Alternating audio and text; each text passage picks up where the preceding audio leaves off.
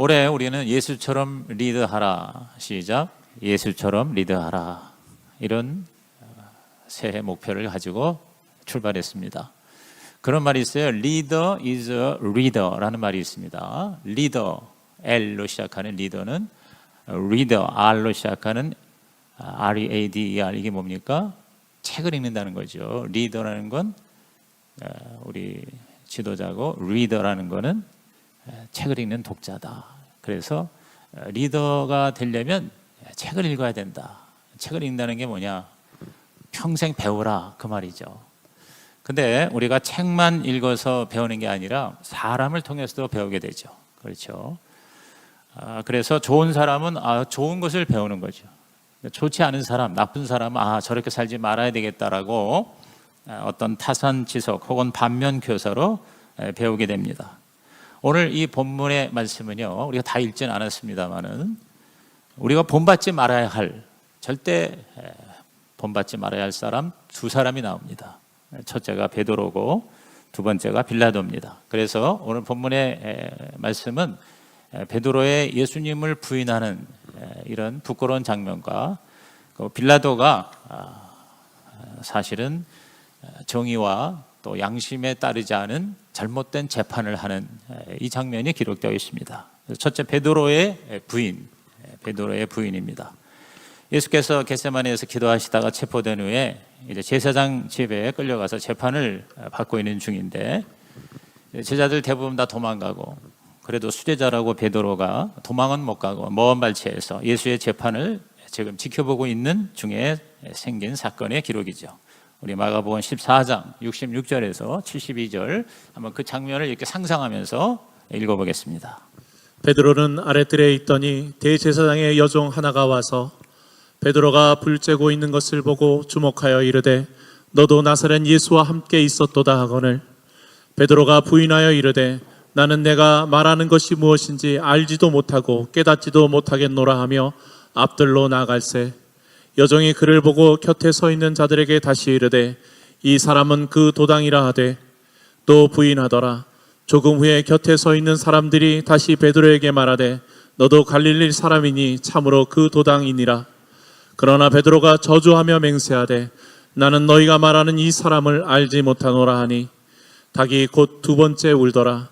이에 베드로가 예수께서 자기에게 하신 말씀, 곧 닭이 두 번 울기 전에 내가 세 번 나를 부인하리라 하심이 기억되어 그 일을 생각하고 울었더라. 네, 베드로의 정말 인생 최대의 실패의 장면이죠. 베드로가 예수를 3년 동안 섬겼던 예수를 부인했다. 68절에 70절에 또 부인하더라. 71절에 이젠 세 번째로 부인 정도가 아니라 저주를 했다고 그랬어요. 예수를. 참 슬픈 이야기죠. 죽어도 주님을 절대 배반하지 않겠다 했던 이 베드로가 예수님 면전에서 세 번이나 부인을 한 거죠. 저주까지 한 겁니다. 베드로가 예수님을 부인을 한 이유가 뭘까? 왜 이렇게 부인하게 되었을까? 여러 가지로 생각할 수 있는데요. 우선 첫째가 너무 자신만만했기 때문이에요. 이 교만이 우리를 무너지게 하죠. 지지난주 설계 말씀드린 것처럼 너무 자만심이 컸던 거예요. 예수님의 그 경고를 무시할 정도로 이제 자기 자신에 대해서 자신만만했죠. 두 번째는 뭐냐? 이게 영적인 건데요. 기도를 하지 않은 거죠. 밤새도록 예수님이 세 번이나 와가지고 좀 나와 함께 깨어 기도할 수 없더냐 했는데 결국 영적으로 죽어 있었다는 겁니다. 이게 서로 연결이 되죠. 자신만만한 사람은 영적으로 기도하지 않죠. 또 세 번째는 예수님과 멀리 떨어져 있었다는 것입니다. 도망가지 않았지만은 슬그머니 먼 발치에서 서성이다가 예수님을 부인하는 망신을 당한 겁니다. 사실 베드로는 얼마든지 당당하게 자기가 제자라는 것을 밝힐 수 있었죠. 예수 옆에 딱 붙어서 내가 3년이나 이 분을 따라다녔지만 단 한 번도 나쁜 짓을 한 적이 없어요. 죄 지은 적이 없습니다. 수제자라면 적어도 그럴 수 있었다고 봐요. 여러분, 이 세상에서도요, 말도 안 되는 독재자를 위해서 목숨을 거는 그런 측근들이 있지 않습니까? 그런데 하나님의 아들 예수의 수제자라고 하는 자가 그렇게 예수님 옆에 붙어서 진짜 목숨 걸고 변호를 했다면 얼마나 좋았을까. 사실 베드로가 예수님을 변호했다고 그래서 예수님이 뭐 죽을 자가 죽지 않은 그런 상황은 벌어지지 않았을 것입니다. 왜냐하면 유대 지도자들이 죽이기로 아예 작정을 했잖아요. 그리고 또 하나님의 뜻은 예수님이 인류를 위해서 죽으셔야 하는 것이었습니다. 그러니까 어차피 예수님은 죽으실 수밖에 없어요. 그렇지만 끝까지 베드로가 예수님을 지키고 변호했다면 예수님은 그 죽는 자리에서 외롭지는 않으셨지 않을까 하는 생각을 합니다. 내가 죽어도 참 너 때문에 여한이 없겠다 이런 마음, 마지막 가시는 길 혼자가 아니고 그래도 그 제자가 나를 끝까지 목숨을 걸고 지켰구나. 베드로가 그랬다고 해서 저는 베드로가 처형을 당하리라고는 생각하지 않습니다. 왜냐하면 예수께서 내가 너의 그 고백 위에 교회를 세우겠다고 약속을 하셨기 때문에 교회가 세워지기 전까지는 베드로는 죽을 수가 없는 자예요. 아마 사람들에게 잡혀서 투옥되거나 또 매를 맞았을지 모릅니다. 그렇다면 얼마나 위대한 영광입니까? 이 성경에 보면 이제 세번역 같은 경우에 거기 단락마다 작은 소제목이 있잖아요. 그런데 뭐라 하면 베드로가 예수를 모른다고 했다, 부인했다 이렇게 제목에 달려 있거든요. 근데 베드로가 정말 끝까지 예수님을 부인하지 않고 예수를 지키고 예수를 시인했다면 그 제목이 뭘로 바뀌었을까요? 베드로가 예수를 위해 매를 맞다 뭐 이렇게 적혀있지 않았을까 하는 생각을 합니다. 오늘 이 말씀은요 우리에게 주는 레슨이 있어요. 교훈이 있어요. 저와 여러분도 나도 모르게 예수님을 부인하는 삶을 살고 있지 않나 하고 돌아볼 필요가 있다는 것이죠.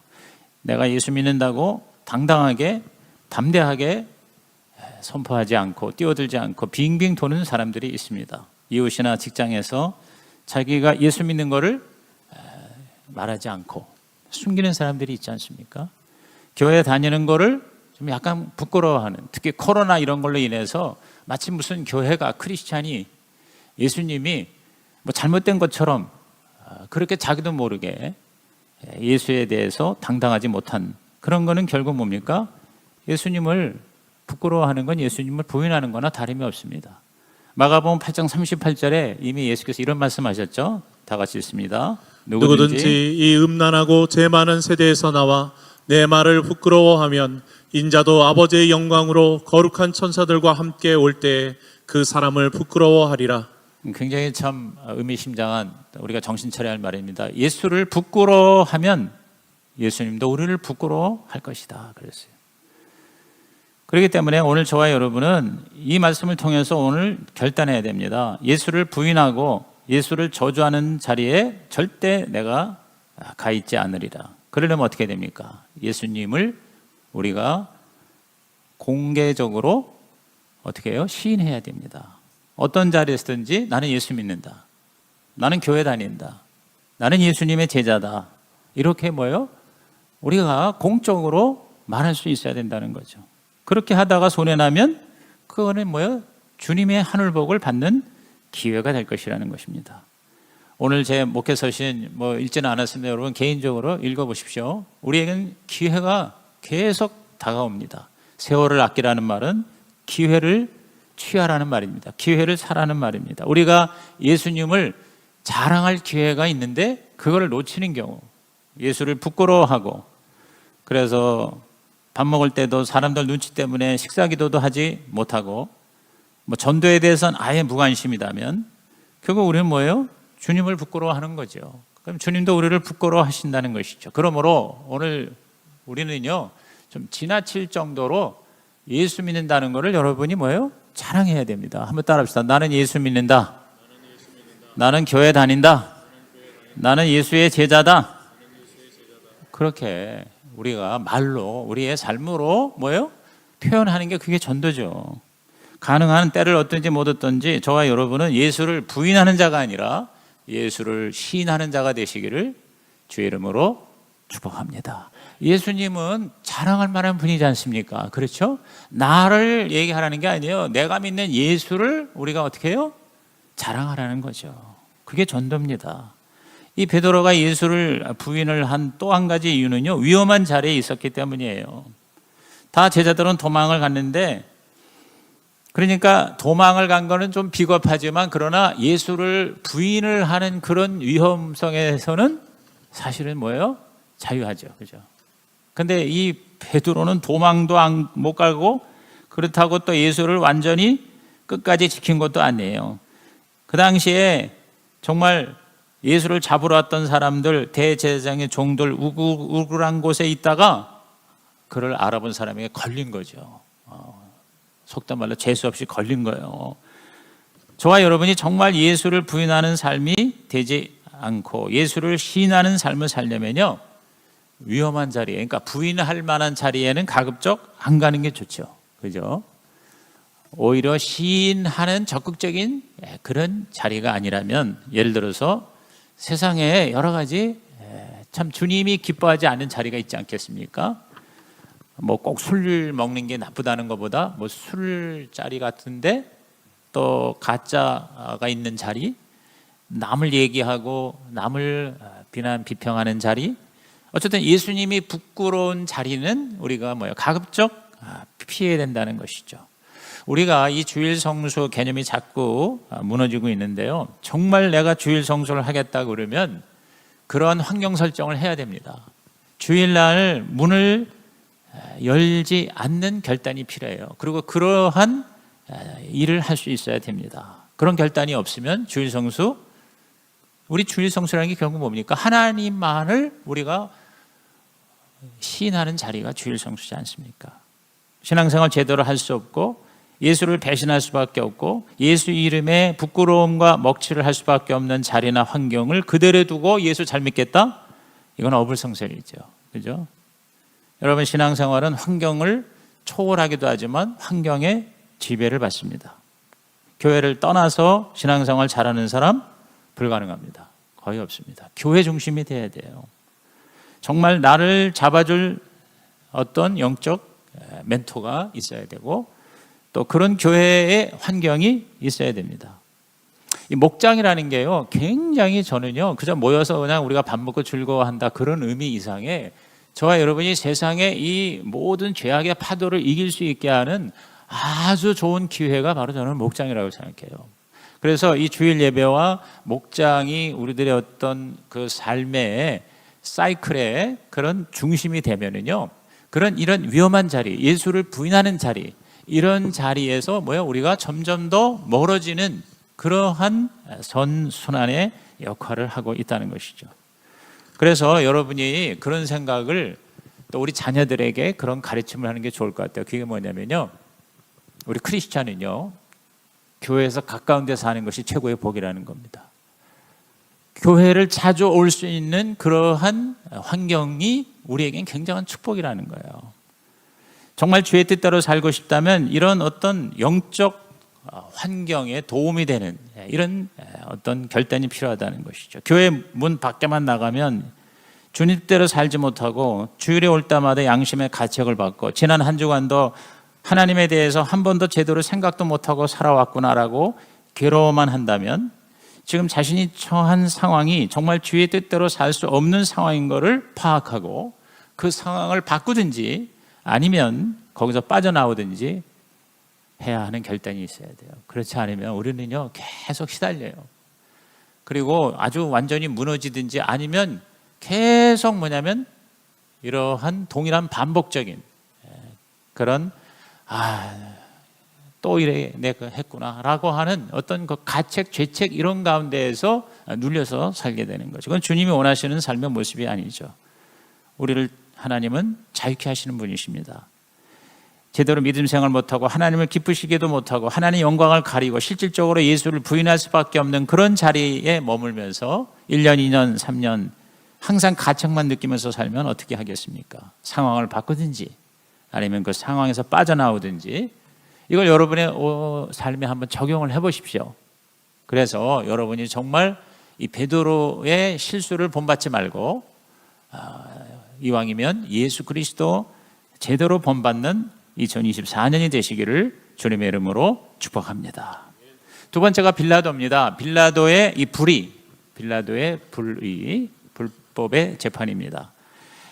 이 본디오 빌라도는 서기 26년부터 한 10여 년간 유다를 통치한, 그래서 예수 당시의 로마 총독이었습니다. 이 폰티오스, 본디오라는 건 이름이 아니고요, 바로 총독이라고 하는 직책의 뜻입니다. 그래서 폰티우스 파이올러트, 그래서 본디오 빌라도, 빌라도가 이름이죠.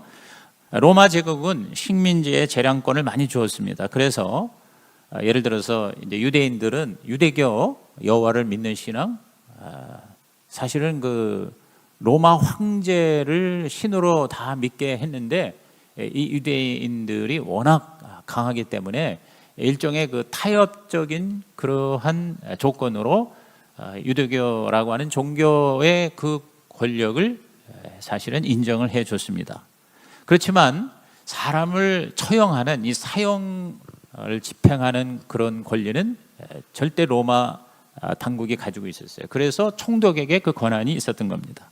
그러니까 유대인 지도자들이 신성모독죄로 예수를, 신성모독죄는 유대교로서는 처형감이죠, 사형감입니다. 근데 그거 가지고는 로마 당국으로부터 사형을 집행할 수 있는 그런 권리는 얻지를 못합니다. 그래서 이 종교 지도자들이, 이 대제사장들이 어떻게 머리를 썼어요? 예수를 신성모독을 했다 그러니 십자가에 못 박여 죽이시오. 이거 안 통합니다. 그러니까 뭐라 하냐면 유대인의 왕이라고 그랬다 이거예요. 자, 왕이라고 그러면 어떻게, 왕이 있을 수가 없죠. 황제가 있고 로마 제국인데, 그리고 총독이 있는데 무슨 또 왕이 있다? 그럼 이건 뭡니까? 이건 반역죄거든요. 이건 반란죄가 되는 겁니다. 그래서 예수님의 그 십자가 위에 죄패가 뭐예요? 유대인의 왕이에요. 그러니까 이거는 사형을 할 만한 죄목이 된다, 이렇게 판단을 하고 머리를 이제 쓴 겁니다. 우리 마가복음 15장 1절 2절 바로 그 얘기입니다. 다 같이 읽어봅니다. 새벽에 대제사장들이 즉시 장로들과 서기관들 곧 온 공회와 더불어 의논하고 예수를 결박하여 끌고 가서 빌라도에게 넘겨주니, 빌라도가 묻되 내가 유대인의 왕이냐? 예수께서 대답하여 이르시되 내 말이 옳도다 하시매. 네, 빌라도에게 넘겨줄 때 이제 유대인의 왕이라고 그랬다, 이게 이제 반역죄다 이렇게 얘기했겠죠. 그래서 빌라도가 네가 유대인의 왕이냐라고 이제 지금 신문을 하는 거죠. 내 말이 옳도다, 당신이 그렇게 말했다라고 대답을 하셨습니다.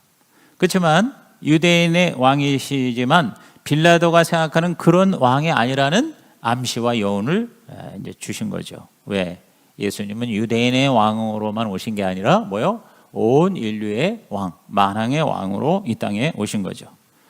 그래서 요한은 요한복음에서 이때 주고받은 대화를 좀 더 구체적으로 기록을 합니다. 자, 요한복음 18장 36절에서 37절을 읽어보겠습니다. 예수께서 대답하시되 내 나라는 이 세상에 속한 것이 아니니라. 만일 내 나라가 이 세상에 속한 것이었더라면 내 종들이 싸워 나로 유대인들에게 넘겨지지 않게 하였으리라. 이제 내 나라는 여기에 속한 것이 아니니라. 빌라도가 이르되 그러면 내가 왕이 아니냐? 예수께서 대답하시되 내 말과 같이 내가 왕이니라. 내가 이를 위하여 태어났으며 이를 위하여 세상에 왔나니 곧 진리를 대하여 증언하여 함이로라. 무릇 진리에 속한 자는 내 음성을 듣느니라 하신대. 그러니까 요한은 좀 더 자세하게 이걸 기록했죠. 왜냐하면 요한은 이 마가보다 한 20, 30년 이후에 이 복음서를 쓴 거거든요. 그 여기 보니까 네가 유대인의 왕이냐? 그렇다고 이걸로 끝나지만 마가복음에는, 요한복음에서는 그런데 그 왕이라는 개념을 설명하는 겁니다. 내 나라는 이 세상 나라가 아니다, 이 말이에요. 하나님의 나라에 나는 왕이다. 만약에 이 세상에 속한 것이었다면은 이 세상에 있는 내 부하들을 동원해서 나를 지금 이렇게 죽이게끔 내버려 두지는 않는다. 그러나 나는 뭐냐? 진리의 왕이다, 이 말이에요. 그래서 거기 진리에 대한 얘기가 나오죠. 진리에 대하여 나는 증언하는 왕이다, 이렇게 얘기를 한 거죠. 이걸 들어보니까 빌라도가 보니까 이건 완전히, 그러니까 어디 영적으로 이해를 했다기보다 이건 사람이 죽을 얘기가 아니다. 어떻게 보면 약간 이 젊은 친구가 약간 좀 또라이 비슷하게 이렇게 약간 정신이 좀 이상한 친구구나 이런 생각을 한 거죠. 그러니까 사형에 처럼하는 죄가 없다는 거를 아는 거예요. 그래서 저 종교 지도자들이 모함을 해가지고 하여튼 뭐가 어떻게 되는지 모르지만 죽이려고 작정을 한 거구만. 이렇게 빌라도는 사실은 똑똑한 친구거든요, 이 사람이. 그리고 로마 제국은 법을 존중하는 제국이었기 때문에 법적으로 볼 때 이게 말이 안 되는 걸 알았어요. 그러니까 이 빌라도가 머리를 쓴 거예요. 이 종교 지도자들에게서 어떻게 보면 예수를 좀 사실은 살리기를 원했던 것 같아요. 그래서 군중에게 판결을 맡기기로 작정을 하고, 자, 예수가 유대인의 왕이라면 군중들이 좋아할 게 아니냐 이거예요. 유대인들의 왕이니까. 그래서 예수를 선택하게 해서 풀어주려고 이렇게 마음을 먹은 거예요. 그런데 결과가 정반대의 결과가 나온 겁니다. 좀 길지만, 자, 그 장면 우리 마가복음 15장 3절에서 15절까지를 한번 읽어보겠습니다. 대제사장들이 여러 가지로 고발하는지라 빌라도가 또 물어 이르되 아무 대답도 없느냐, 그들이 얼마나 많은 것으로 너를 고발하는가 보라 하되, 예수께서 다시 아무 말씀으로도 대답하지 아니하시니 빌라도가 놀랍게 여기더라. 명절이 되면 백성들이 요구하는 대로 죄수 한 사람을 놓아주는 전례가 있더니 밀란을 꾸미고 그 밀란 중에 살인하고 체포된 자 중에 바라바라 하는 자가 있는지라. 무리가 나아가서 전례대로 하여 주기를 요구한대 빌라도가 대답하여 이르되 너희는 내가 유대인의 왕을 너희에게 놓아주기를 원하느냐 하니, 이는 그가 대제사장들이 시기로 예수를 넘겨준 줄 알미러라. 그러나 대제사장들이 무리를 충동하여 도리어 바라바를 놓아달라 하게 하니, 빌라도가 또 대답하여 이르되 그러면 너희가 유대인의 왕이라 하는 일을 내가 어떻게 하랴. 그들이 다시 소리 지르되 그를 십자가에 못 박게 하소서. 빌라도가 이르되 어찌 미냐, 무슨 악한 일을 하였느냐 하니 더욱 소리 지르되 십자가에 못 박게 하소서 하는지라. 빌라도가 무리에게 만족을 주고자 하여 바라바는 놓아주고 예수는 채찍질하고 십자가에 못 박히게 넘겨주니라. 자, 여러분, 이 장면을 읽어보니까 이 빌라도가 두 번, 세 번, 네 번 이 예수를 어떻게든지 안 죽게 하려고 나름대로 노력한 게 엿보이죠. 그죠? 근데 빌라도의 예측이 빗나간 거예요. 군중들이 유대인의 왕을 선택할 줄 알았는데 강도 바라바를 선택한 것입니다. 바라바를 풀어주고 예수는 십자가에 처형하라고 아우성을 치는 거예요. 십자가에 못 박이소서, 못 박이. 여기서 이 군중들은요, 일주일 전 예수님이 나귀 타고 예루살렘 입성할 때 환영하던 그 군중이라기보다 이 제사장이 또 종교 당국자들이 동원한 그런 무리들이었을 거라고 추정이 되는 거죠. 이른바 관제동원한 군중이었어요. 한밤중에 종교재판을 하고 이른 새벽에 빌라도에게 데려온 이 상황에서 일반 군중이 사실은 모이기가 어려운 거예요.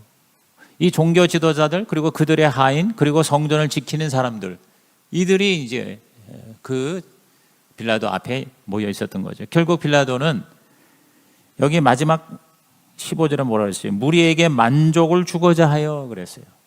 아마 막 눈이 뒤집어지면서 십자가에 못 박으라고 난리를 치니까 이 빌라도가 또 모든 종교 대제사장 포함해서 그 카운슬, 그 종교의회까지 다 지금 모여 있는 상황이니 그들에게 만족을 시켜주는 것이 자기 통치상 그게 더 지혜롭다고 나름대로 생각을 했겠죠. 그래서 어떻게 했어요? 결국 처형하도록 넘겨줬습니다. 빌라도는 예수를 못 박아 죽인 장본인이 되고 만 거예요. 참 불쌍하게도 지난 2000년 동안 모든 교회에서 사도신경, 오늘도 우리가 고백했죠. 본디오 빌라도에게 고난을 받으사 십자가에 못 박혀 죽으시고 그랬어요. 그러니까 예수를 죽인 자는 누구냐면 빌라도가 된 거예요. 왜? 자기가 그렇게 넘겨줬으니까. 그게 로마의 법이었고 그 총독이 넘겨주니까 실제 집행을 할 수가 있었던 거예요. 그죠? 예수를 죽인 진짜 범죄자는 유대인이었어요. 유대 지도자들이었지만 실제로 집행을 하게 한 자는 누구예요? 빌라도였단 말이죠. 자, 오늘 우리는 이 빌라도를 통해서 뭐가 잘못됐을까? 우리 깨달아야 됩니다. 이게 오늘 설교의 핵심입니다. 첫째, 빌라도는 정의를 위해 자기의 그 파워, 권력의 위치를 제대로 사용하지 않은 잘못이죠. 딱 한 가지 그겁니다. 자기 위치, 자기 권세를 가지고 정의와 선함을 위해서 쓰지 않은 것입니다. 법과 양심에 따라 얼마든지 예수의 무죄를 주장하고 풀어줄 수 있었어요. 그리고 또 그래야 했습니다. 그렇게 했을 때 물론 황제로부터 불이익을 당할 수는 있었겠죠. 왜? 이제 여기 유대인들이 거짓 고발을 했겠죠. 아니, 왕이라고 하는 사람을 봐줬다. 혹시 내통했는지도 모른다 어쩌고 하면요, 빌라도가 결국은 그 황제 당국 로마로부터 견책을 받았을 것입니다. 그러나 그렇게 했다면 얼마나 멋진 하나님께 영광이 됐겠어요. 사도신경에 올 때마다 본디오 빌라도에게 고난을 받으사 십자가 못 박혀 죽으시고 어떻게 바뀌었을까요? 본디오 빌라도가 열심히 변호를 했지만 고난을 당하사 십자가에 못 박힐 수밖에 없었다.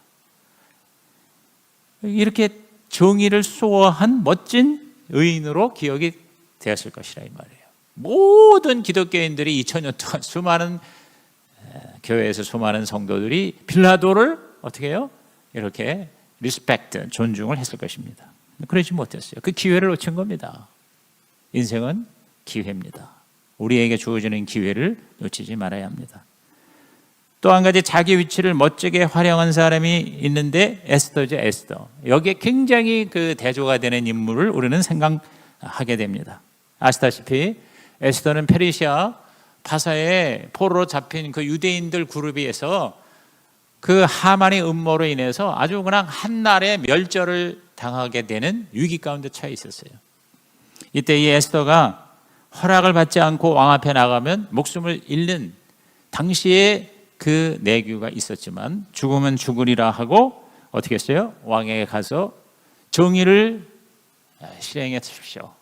이렇게 목숨 걸고 모함을 고했음으로 인해서 유대 민족 전체가 살아났습니다. 그래서 유대인은 그 민족이 살아난 걸 기념하기 위해서 오늘날도 불임절을 지키면서 에스더의 업적을 기리고 있습니다. 에스더가 자기 위치, 자기 그 왕비의 그 자리에서 정말 양심과 정의를 제대로 실행했기 때문에 에스더는 위대한 하나님의 자랑이 되었다 이 말입니다.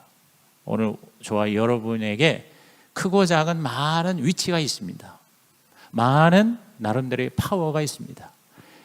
이 위치와 이 자리, 이 힘을 우리가 정말 우리 하나님의 영광을 위해서, 하나님의 뜻을 이루기 위해서, 또 정의와 그리고 진정한 사랑을 위해서 사용하는 그러한 우리 모든 하나님의 백성이 되시기를 예수의 이름으로 부탁을 드립니다. 또 한 가지는 여기 보니 이건 결국 뭐냐면 우리가 이 소유가 있잖아요. 뭐 위치 자리라는 게 결국 자기가 가지고 있는 소유잖아요. 소유 자체가 중요한 게 아니고 그 소유를 어떻게 쓰느냐가 중요하다는 것을 깨닫게 하는 거죠. 그죠? 그래서 사실은 소유보다 존재예요. 그러니까 이 존재, 우리가 이번에 특세에서도 존재 습관 이걸 얘기했지 않습니까? 존재가 돼야 모든 소유가 아름다움과 선함과 진실됨으로 열매가 나타나는 거예요. 그래서 제가 지난주 새벽 기도 때 그런 얘기를 했습니다. 복음은 세 가지 특징이 있는 것 같아요. 참되고 선하고 아름다운 거예요. 한번 따라합시다. 참되고 선하고 아름답다. 이게 바로 하나님이에요. 그리고 하나님의 피조물이에요. 그러니까 참되지 않은 거짓, 선하지 않은 악함, 아름답지 못한 추함, 이게 뭡니까? 그게 마귀예요.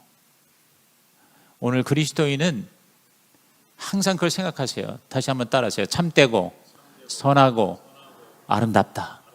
그게 복음이고 그게 바로 우리의 뭐예요? 존재예요. 존재. 그러니까 그 존재의 바탕에서 우리가 가지고 있는 것들을 쓸 때 그게 바로 하나님의 영광이라는 거죠. 그게 막연한 게 아니에요. 하나님의 영광이.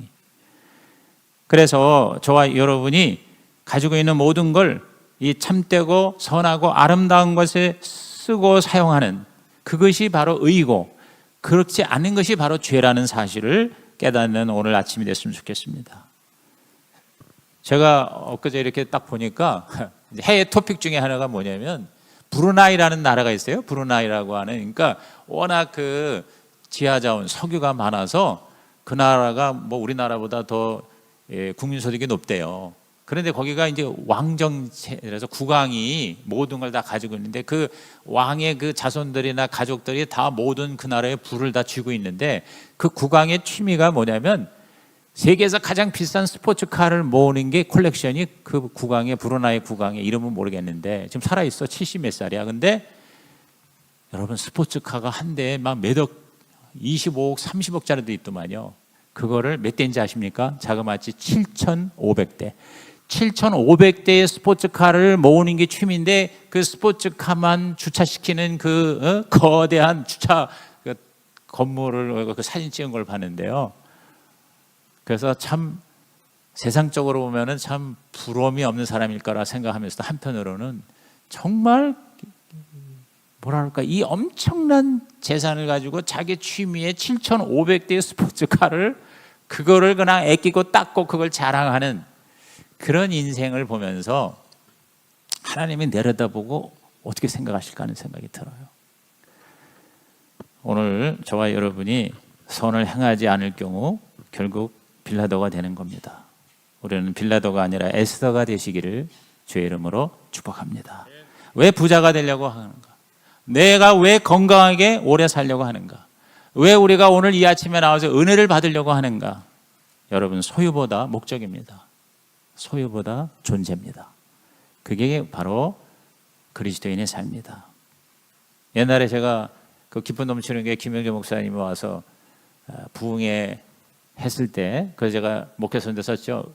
은혜 받아서 뭐하게? 은혜 받아서 뭐하게? 우리는 자꾸 은혜를 소유로 생각합니다.